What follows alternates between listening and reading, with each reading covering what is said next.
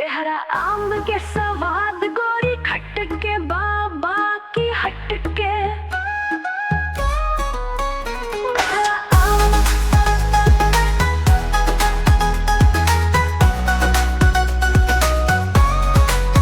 आमलेल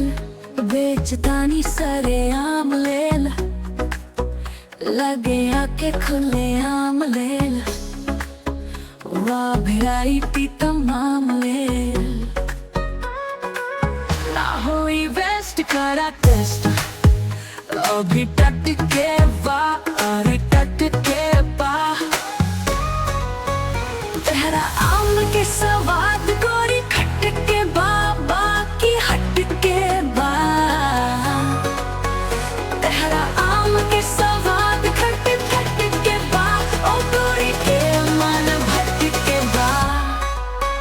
खेत खानदानी बाप के बगानी बा ओही बगानी के आम बा बेहिसाब बा। ओ गोरी के मन भट के बा खानदानी बाप के बगानी बा ओही बगानी के आम बा। लहन हाय खेत खड़ा बाभर छोरा सस्ते ही दाम बा ताहरा चीज के न कवनो जवाब बाटे लाजवाब बा बेहिसाब